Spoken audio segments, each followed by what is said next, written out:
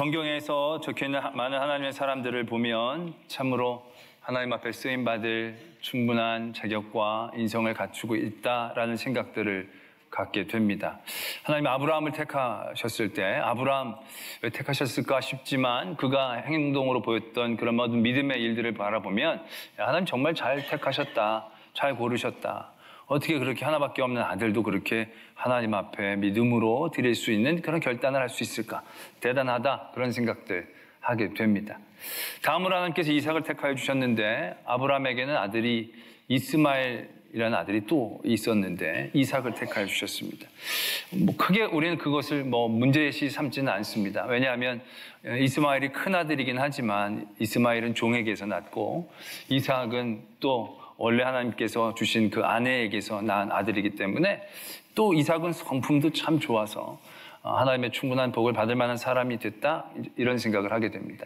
그리고 그 다음으로 넘어가면 에서와 야곱이 있는데 에서가 장남이고 야곱이 차남이니까 당연히 에서가 그 축복의 근원이 되어져야 하겠지만 야곱으로 넘어간다는 거죠.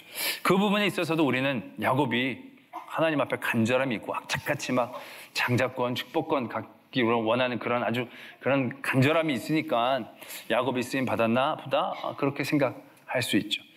그 다음에 12명의 아들이 있었는데 그 중에 11번째 아들인 요셉에게 어떤 그 믿음의 중심이 흘러가고 있죠. 요셉, 그 뒤에 그 성품으로 보면 예수님과 거의 비슷한 그런 모습을 보이는 것으로 요셉은 충분한 자격이 있다, 그런 생각들을 해보게 됩니다. 그 뒤로도 보면 모세니 다윗이니 또 신약에서 베드로니 바울이니 참 하나님 앞에 쓰임받을 충분한 자격과 능력이 있다라는 생각들을 하면서 참 하나님의 사람들 대단하다라는 생각들을 하게 되곤 합니다. 근데 그런 가운데에서 우리들에게 사뭇 의문을 만들어내는 부분이 있습니다.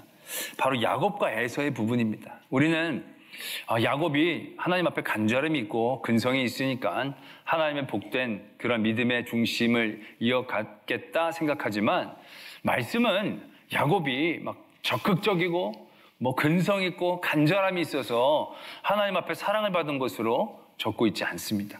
성경은 뭐라고 적고 있냐면 하나님이 태에서부터 아예 처음부터 야곱은 사랑하고 에서는 미워하였다, 이렇게 적고 계신다라는 것입니다.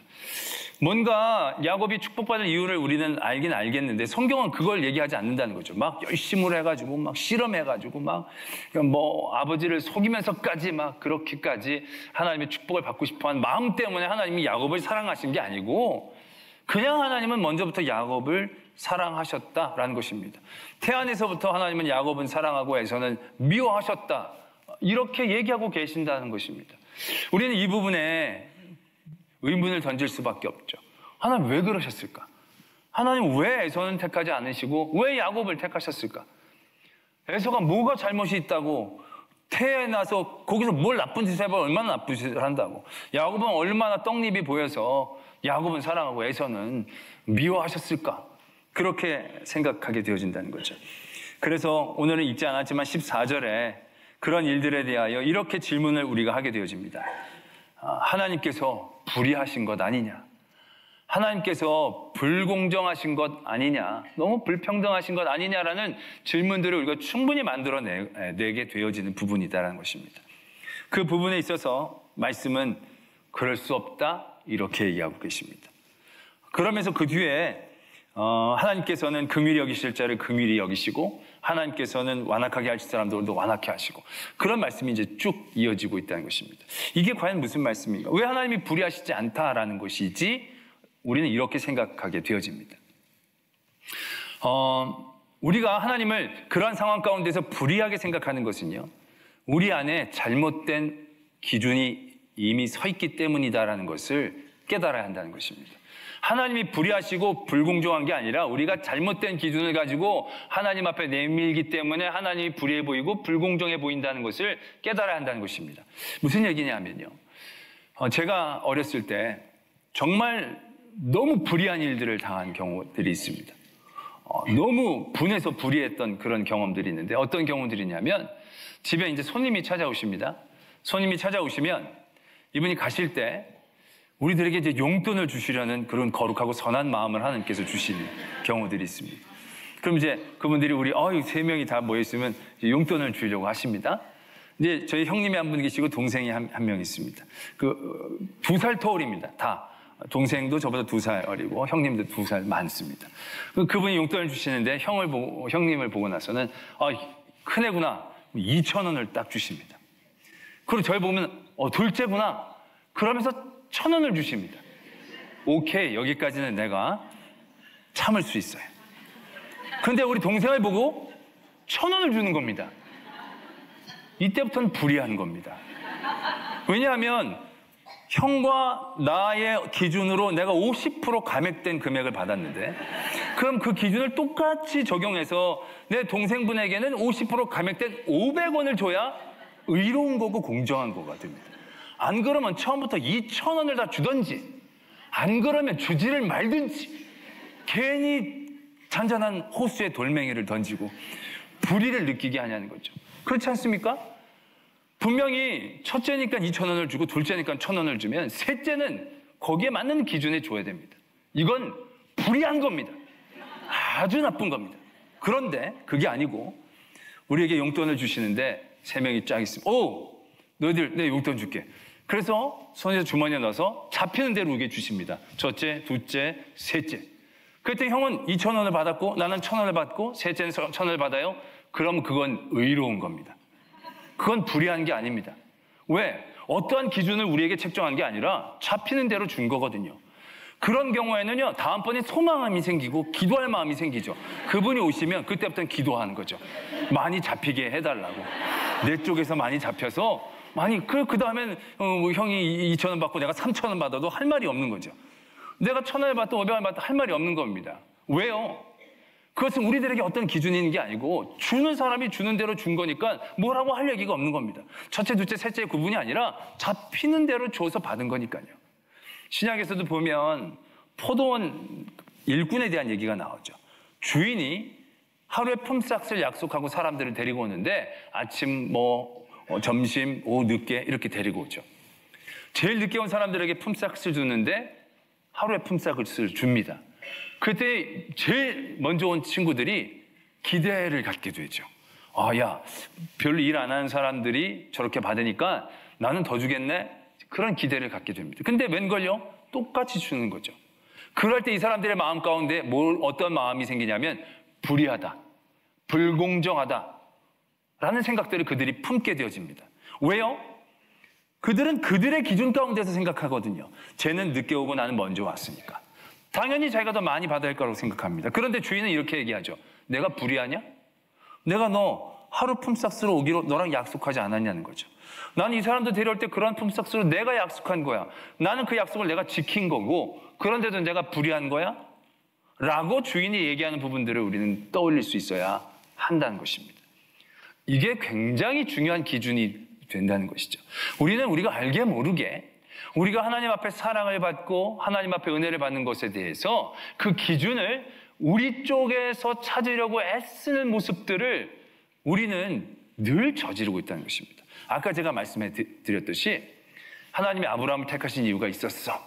우리 이렇게 아브라함이 자란 곳에서 하나님의 택하신 이유를 생각해내곤 합니다. 하나님이 이삭을 택하신 이유가 있었어. 이삭이 부인에게서 나온 아들이니까 그래서 이삭이 된 거야. 우리는 그렇게 생각하는 경우들이 많이 있습니다. 근데 여러분 절대로 그런 게 아닙니다. 하나님이 아브라함을 택하신 건요, 나중에 아브라함이 이삭을 바칠 줄로 알고 다 예상하고 그리고 아브라함 택하신 게 아니에요. 하나님 그냥 아브라함을 택하신 거예요. 하나님은 종의 자녀, 아내의 자녀 차별하신 하나님이 아니세요. 그러나 왜 아내에게서 난 그 이삭이 약속의 자녀가 됐느냐? 말 그대로예요. 하나님이 약속을 여기다가 한 거거든요. 하나님이 약속을 종에게 했으면 그 사람이 약속의 자녀가 되는 거고 그 사람이 택함을 받은 거지, 이 사람은 종에게서 태어나서 출신 성분 때문에 이삭이 되었다, 안 되었다를 얘기하는 게 아니다라는 것입니다.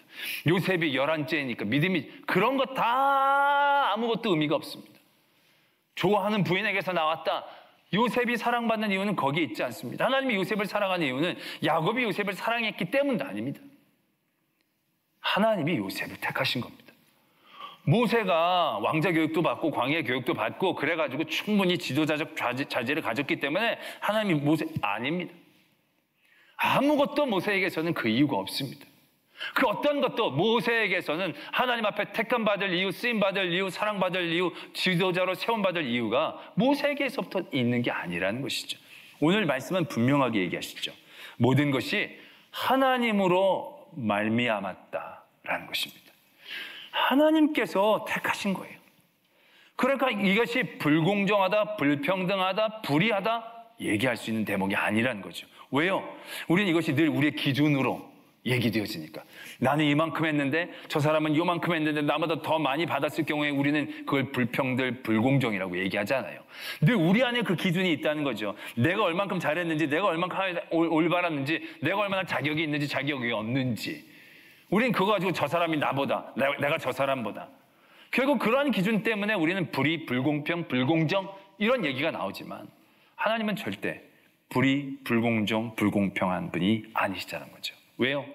하나님은 우리에게서 그 어떤 이유도 삼으시지 않기 때문에 그렇다라는 것입니다.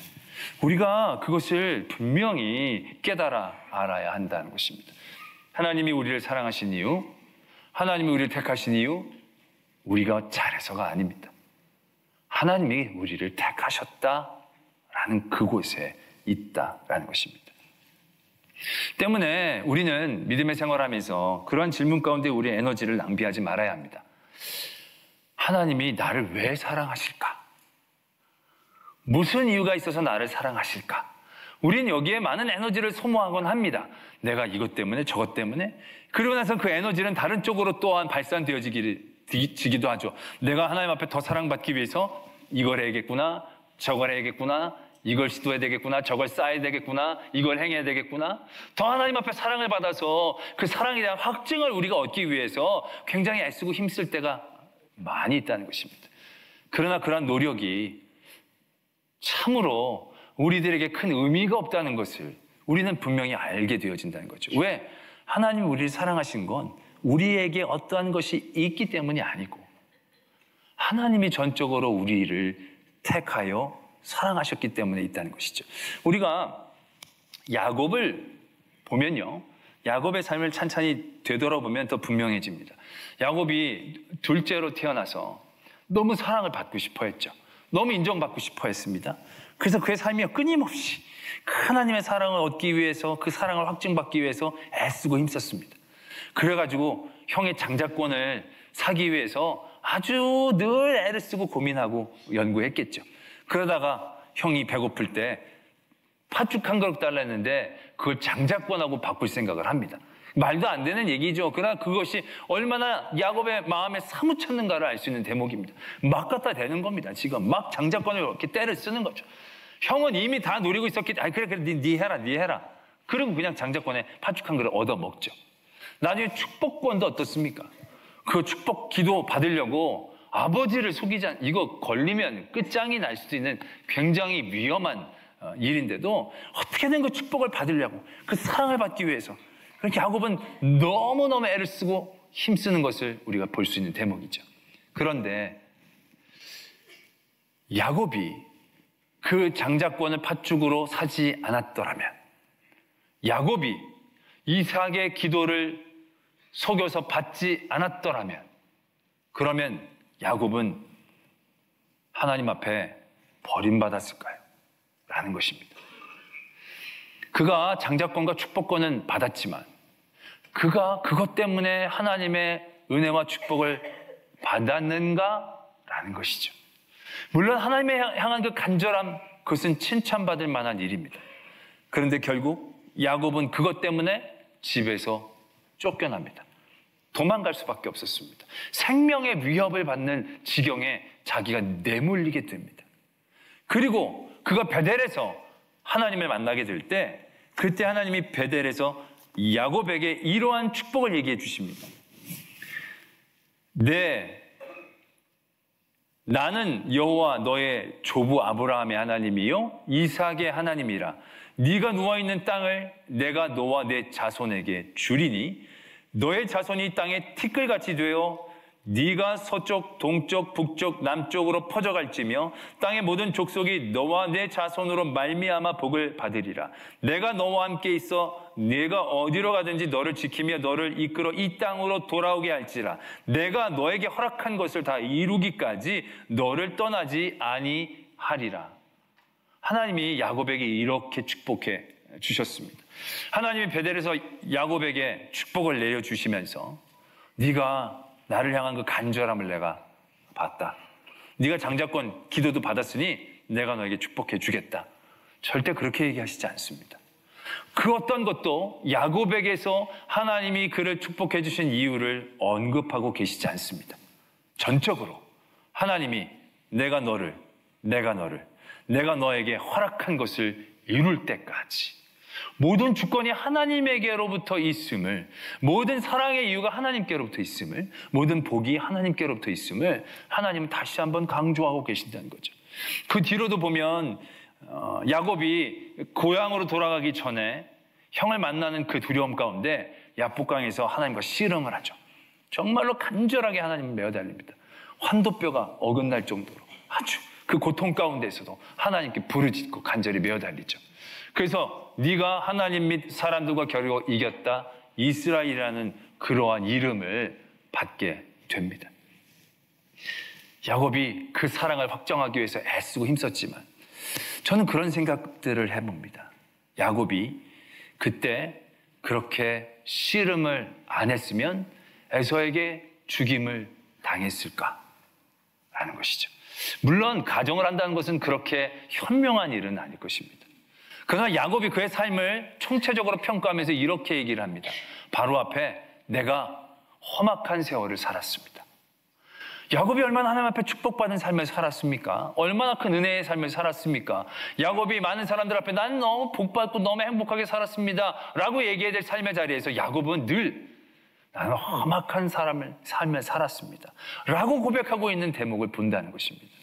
결국 그것의 원인이 어디에 있었겠는가? 라는 것입니다. 우리는 사랑을 받기 위해 애를 씁니다. 사랑의 이유를 확증받기 위해 너무나도 많은 에너지를 쏟을 때가 있습니다. 그런데 하나님은 우리에게 하나님 앞에 사랑받을 이유를 만들라고 우리를 사랑하시는 게 아님을 분명하게 하고 계신다는 것입니다. 오늘 말씀에 보면 하나님이 모세에게 얘기하시고 또 바로에게 얘기하시는 부분이 있습니다. 이 부분이 참 우리가 해석하기 쉽지 않은 부분이죠. 바로가 왜 그 10가지 그런 심판이 있을 때마다 하나님이 그 마음을 완악하게 해주셔서 이스라엘 민족을 보내지 않게 하십니다. 그거 바로가 마음을 먹은 게 아니라 성경에 보면 하나님이 그의 마음을 완악하게 하셨다 이렇게 말씀이 적혀져 있습니다. 하나님이 그를 왜 완악하게 하셨을까? 왜 완악하게 하셔서 많은 사람들이 이렇게 고생하게 하셨을까?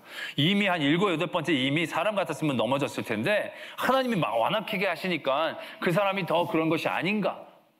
바로가 뭐가 그렇게 크게 잘못을 저질렀기에, 뭘 그렇게 잘못했기에 우리는 그런 생각들을 해보게 되어진다는 거죠. 그러나 오늘 말씀에서 우리는 바로가 뭘 어떻게 했기 때문에 하나님이 완악하게 했는지 완악하게 하시지 않았는지, 뭘 어떻게 했길래 긍휼히 여기시고 긍휼히 여기시지 않는지, 그 사람에게서 이유를 찾기 위해서 하나님은 이러한 말씀들을 우리에게 주신 게 아니고요. 오늘 말씀에도 보면 하나님께서 하고자 하시는 자를 긍휼히 여기시고 하고자 하시는 자를 완악하게 하신다는 것입니다. 바로를 완악하게 하신 그 이유가 바로에게 무엇이 있는지는 잘 모르겠습니다. 그러나 하나님의 의도는 분명합니다. 하나님 말씀을 통해 이렇게 얘기하십니다. 내가 그를 완악하게 해서 나의 이름을 너에게 알려주고 나의 이름을 온 세상 가운데에 알리게 할 것이다라는 하나님의 의도는 분명하게 있다는 것을 우리가 분명히 기억해야 된다는 거죠. 우리가 하나님 앞에 사랑받은 사람으로서 우리가 앞으로 힘쓰고 애써야 될 것이 있다면 그 사랑을 더 받고자 애쓰고 힘쓰는 게 아니고요. 그 사랑받음에 대한 인정과 확신을 가지고 나를 그 사랑하시는 하나님의 의도에 맞춰 우리의 삶의 방향을 나아가야 한다는 것입니다. 하나님이 우리를 이처럼 사랑하셨습니다. 하나님이 왜 우리를 사랑하셨는지, 무엇 때문에 우리를 사랑하셨는지, 우리에게 어떤 가능성이 있어서 우리를 사랑하셨는지는 모릅니다. 그러나 굉장히 분명한 것, 하나님이 무엇을 위하여 우리를 사랑하셨는가는 분명하다는 것입니다. 하나님이 세상을 이처럼 사랑하사 독생자를 주셨으니 누구든지 저를 믿는 자마다 멸망치 않고 영생을 얻게 하려 하신다. 할렐루야. 하나님 우리를 왜 사랑하셨는지는 모르지만 분명한 건 하나님이 우리에게 구원을 주시기 위해, 영생을 주시기 위해 우리를 사랑하셨다는 사실은 너무나도 분명하다는 것입니다. 때문에 내가 하나님 앞에 택함받고 하나님께 부름받고 어떻게든 자리에서 끌려 나왔던, 우리에게 자진해서 나왔던 이 자리에 앉았다라면 우리는 하나님 나를 왜 나를 여기 왜 불러주셨는지 그 이유를 나에게서 찾으려고 하는 그런 헛된 것에 에너지를 쏟을 시간적 에너지가 없다는 겁니다. 그럴 필요가 없다는 것입니다. 우리의 중심은 하나님 나를 사랑하셨으니까 내가 영생을 얻고 구원을 얻는 일에 힘쓰고 애써야 되겠구나. 나를 구원해 주신 하나님을 기쁘시게 하는 일들 가운데 내가 나아가야겠구나를 생각하기를 원한다라는 것을 우리가 분명히 알아야 된다는 것입니다. 그 뒤로도 보면 이 일들에 대해서 논리적으로 왜 완악한 사람들을 완악하게 하셨는지를 사도 바울도 설명하려고 하지 않습니다. 하나님은 그걸 원하지 않으시는 거죠. 그러나 토기장이 얘기를 하십니다. 왜 쓰레기를 담을 그릇, 무엇 때문에 여기 귀한 것을 담을 그릇을 만들었는지 모릅니다. 그러나 중요한 건 그 그릇으로 만들어졌을 때에 그 그릇에 합당한 일들에 대하여 우리가 애쓰고 힘써야 된다는 사실, 거기에 우리가 집중해야 한다는 것입니다. 예수님께서 제자를 부르셨습니다. 지나가다가 베드로를 보시고 베드로 딱 보니까 넌 배반하지 않을 것 같고 근성이 있어 보이고 넌 굉장히 쓸모가 있어 보여. 나를 따르라. 이렇게 부르신 게 아닙니다. 내가 너로 사람을 낚는 어부가 되게 하겠다. 그가 갖고 있는 어떠한 자격이나 어떤 조건에 대하여 부르신 게 아닙니다. 물고기를 잘 낚으니까 사람도 잘 낚겠네. 이건 말도 안 되는 얘기죠. 거기에 중점이 있는 게 아니라 하나님은, 예수님은 베드로를 부르셔서 그에게 원하시는 일들을 그가 하기를 원하시며 그를 택하고 계신다는 거죠. 예수님이 제자를 택하시면서도요, 그 제자를 어떤 자격과 조건에 맞춰서 택하고 계시지 않습니다. 예수님은 그 모든 택하심에 있어서 그들이 앞으로 해야 할 것들을 바라보며 그들을 부르셨을 뿐이라는 거죠. 그들을 부르셔서 함께 있게 하시고 또 그들을 보내서 전도도 하게 하시고 그들에게 권능을 주셔서 귀신도 내어 쫓게 하시기를 위해서 그들을 택하시고 부르셨다는 것에 대해서 우리가 분명히 기억해내야 한다는 것입니다. 때문에 우리가 오늘 이 자리에 앉아 있습니다. 우리는 내가 믿음을 갖고 있을 때 그 모든 믿음의 자리에서 하나님 왜 날 사랑하시지? 내가 사랑받을 이유가 충분히 있나? 라고 생각하거나 오늘도 내가 여기 왔네. 사랑받을 이유가 충분히 있네? 라고 생각하는 것은 상당히 방향을 잘못 잡은 믿음의 부분이다라는 것을 깨달아야 한다는 것이죠. 하나님의 택하심은 나로 말미암은 게 아닌 거죠. 전적인 하나님의 주권 가운데 있는 일입니다. 그 주권 가운데 나를 택하시고 이곳에 불러주셨을 때에 내가 앞으로 해야 될 나의 방향은 더 사랑받기 위해 사랑에 갈급하면서 사는 게 아닙니다. 하나님이 우리를 사랑하신 그 의도, 하나님 우리를 택하여 우리를 구원받게 하시고 우리를 통하여 전도하게 하시고 우리를 통하여 열방의 하나님의 영광을 나타내게 하시기를 원하시고 그런 의도에 우리가 맞춰 나가야 하는 것이 건강한 믿음의 모습이 되는 것이죠. 우리는 사랑받기 위해 태어났습니다. 그냥 태어나는 게 자동적으로 사랑을 받는 겁니다. 그렇다면 우리가 하나님의 사랑 가운데 가장 지혜롭고 현명한 행동은 바로 무엇이겠습니까? 사랑받기 위해 애쓰고 힘쓰는 게 아닙니다. 사랑하는 일에 힘써야 되는 거죠. 하나님의 의도에 맞게, 하나님의 원하심에 맞게 우리가 하나님의 사랑의 자리를 나가고 도전할 때 우리의 삶을 통해서 하나님의 의도가 이루어지고 하나님의 나라가 확장되어지는 역사가 계속되어질 줄로 믿습니다.